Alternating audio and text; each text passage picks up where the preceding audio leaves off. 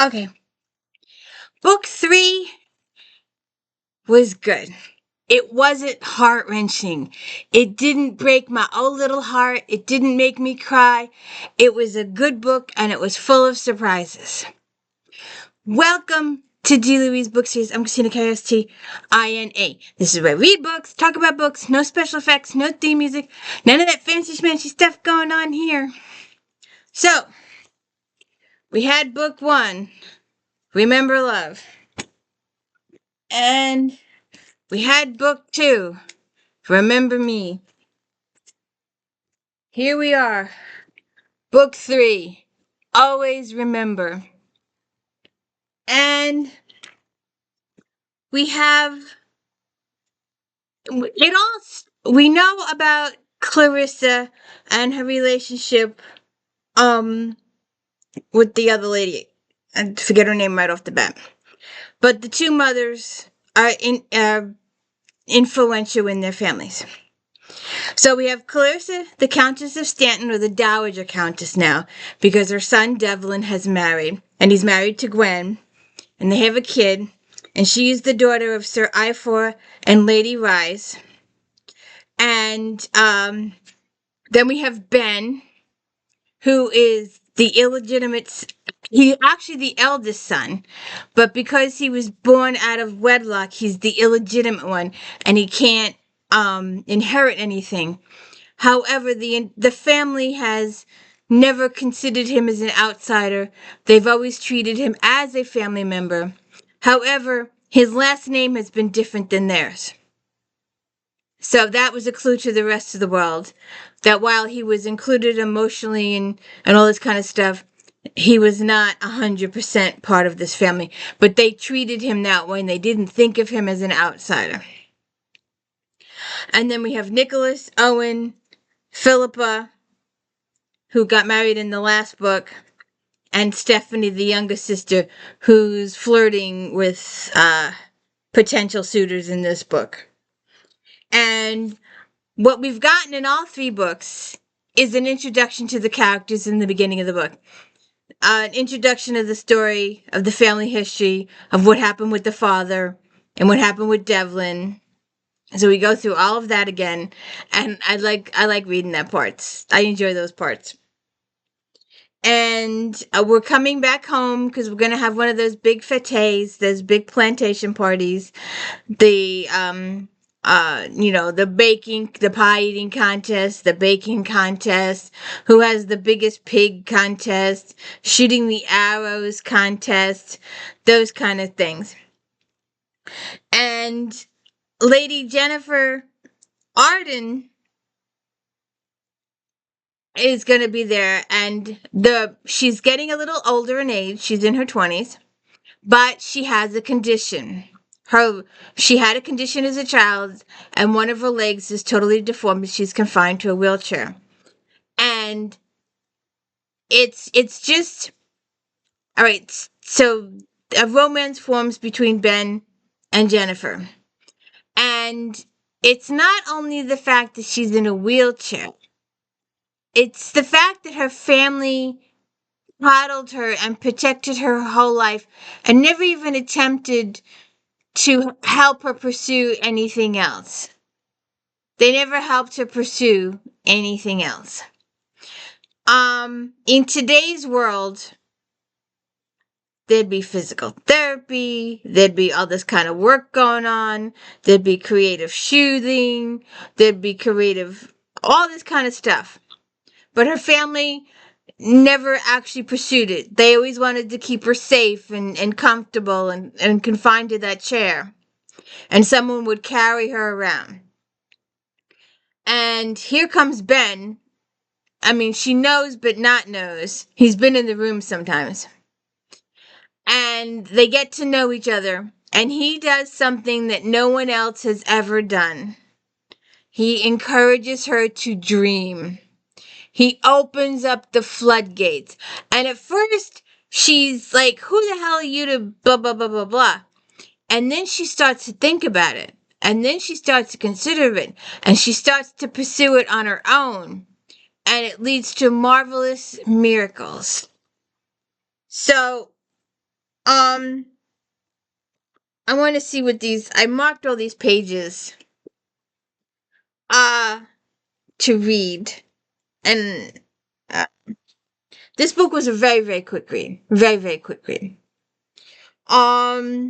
So uh, soon after the birth of Devlin, the Earl, her husband, had just brought home a 3-year-old child with him from London, and explained that the boy was his son, conceived before he fell in love with Clarissa and married her. He told his wife that the child was the unfortunate result of a youthful indiscretion during the brief spell when he was sowing some wild oats, as most men do before settling down. It had happened the one time only, he assured her, and never since or ever again. But the mother had recently died, and he had not had the heart to send the boy to the orphanage, so he brought the boy home to Ravenswood. And we learn much, much later that the father continued the relationship with Ben's mother, and in fact, when she died after she gave birth to a daughter. So, but we don't learn that until much, much later. Um, Then, in the middle of this book, Ben is getting a personal resolution. He gets a letter from a half sibling from his mother's side. Apparently, he was given Ellis, Ellis, when in fact the name was Calliston. Mr. Stratton didn't feel obligated to learn the entire name. He just said Ellis, when it was actually Kelliston. It was a full name. And Ben had always been called Ben. And later on, we learned that it was actually Reuben. But his father only acknowledged the Ben part. So it was very interesting. And Ben struggles. Should he respond to this letter? Are they writing to him because he's a man of means?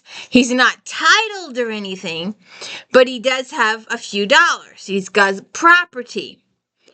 And he actually has a conversation with Jennifer, and they're actually up to share and talk with each other without societal inhibitions. And they're actually to confide secrets and become closer. So he gets this letter, and he hums and haws about it for a couple days, and he talks to Jennifer about it, and she encourages him to respond. He responds, and then we await a response from the other side. In the meantime, Ben has decided about seeing to encourage her to possibly give her some independence. And he goes to the cobbler and the blacksmith and says, look, and you've seen people today with this idea. You've seen it in the world out there. There are people who are born who have one leg that's longer than the other. So they give him a shoe to make him even. And that's what he's going to do. She's going to need a special shoe. And he goes and he talks to them about it, and everybody in town is all excited about it. But he hasn't told Jennifer that. So then he's got to tell Jennifer. And she goes off. But the more she thinks about it, and the more the wheels turn in her head, the more she realized that she could actually give a little bit of independence. She wouldn't be dependent on somebody for every single thing. She would be able to do for herself. He even teaches her how to drive the horse and buggy thing. And she's slowly becoming more and more independent, and she's slowly falling in love with Ben. So, in addition to their because he is an illegitimate son, and technically he's a bastard son, and because she's a titled lady, society will not allow them to marry. So they've got to get past that. They've got to think about that for a while. They got to work it around the family members and see what goes there. And they're like, oh no, we can just be friends, blah, blah, blah, blah, blah. And they torture the crap out of each other the whole book. So we're working on that and working on getting her to walk again and working on her getting these special shoes and all this encouragement for her handicap. And he's treating her like a person. He's not treating her like she's an invalid or needs help. He's treating her as an individual, and he's encouraging her to gain her independence and giving her ways and providing her with ways to get her independence. And his daughter, Joy, from his first marriage, his wife is deceased and she died a couple books ago. Joy has decided that she's going to call Jennifer Mama.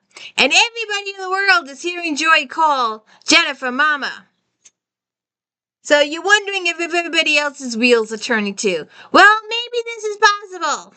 Maybe it's possible. Then we get the family show up and give Ben answer all of Ben's questions. So now Ben's got a whole new family. It turns out his father was a baronet, so he wasn't completely untitled. So it's a relatively happy ending. And it was good. It was enjoyable reading. And it's glad to see someone encouraging a handicapped person to pursue whatever means possible of independence, to give them some movement on their own, to allow them some little independency, allow her to be able to do stuff the way she wants to do stuff, to be able to walk from one end of the room to the other without assistance, to be able to do it independently is a great, huge accomplishment. And it's brought up at a couple points in the book. Why did the family never seek therapy or, exercises for her to do or other stuff? They just sat her in the chair.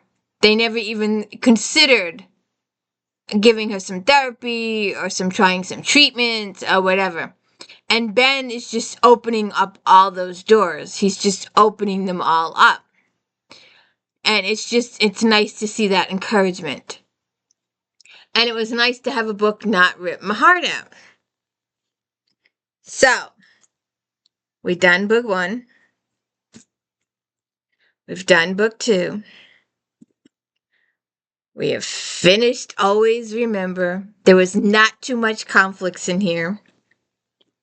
We will move on to the last one. Remember When, the new one. And if you could please hit the like and subscribe, I would appreciate it greatly. It would mean so much to me. And kind words. No negativity here. Only kindness. That my pals, where are my papers here? Selena, Trudy, Z, Lisanata.